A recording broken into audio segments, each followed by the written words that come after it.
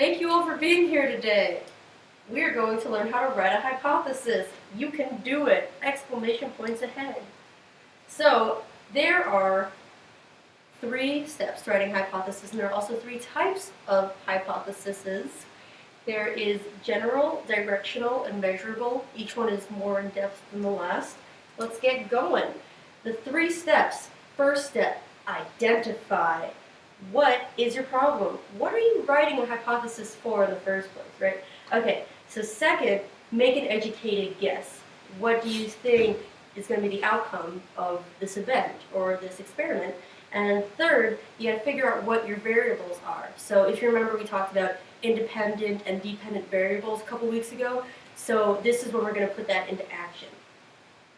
So the first type of hypothesis is a general hypothesis.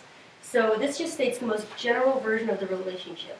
So it doesn't really have information on what direction it goes, doesn't have information on the end. You can't really make an experiment out of just a directional hypothesis. So let's say Mary tends to get heads while flipping coins, more often than Ashanti does. A general hypothesis for this could be Mary and Ashanti get different answers when they flip coins. So as you see, it doesn't really say who gets more. Everyone good? Okay. So next up, we have directional hypothesis.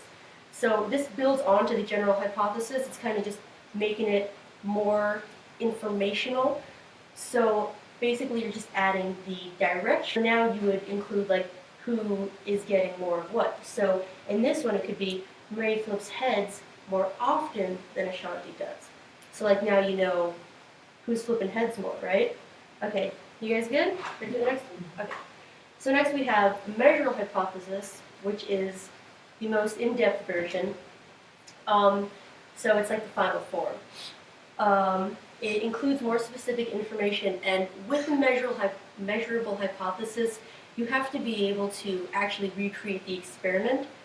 So from this you could say, if Mary and Ashanti each flip a coin multiple times, then Mary will get heads more often.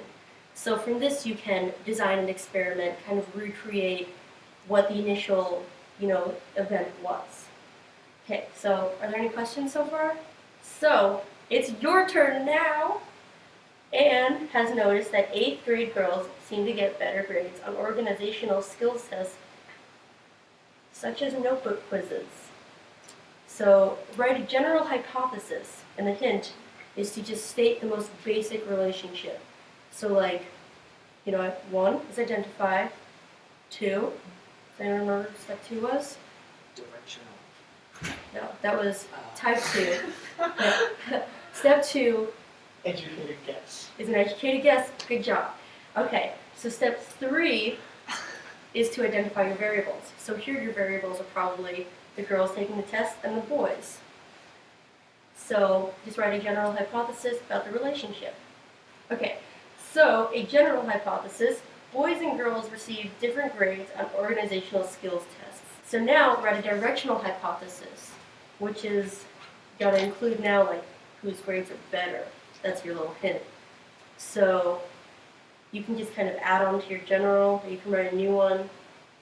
So a directional hypothesis would be girls get better grades than boys on tests of organizational skills. Okay, everyone doing okay? Okay, so for the final step, measurable hypothesis.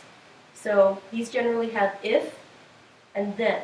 So it'd be if blank happens, then blank happens, and sometimes there's because at the end. Sorry guys, I forgot to mention that before.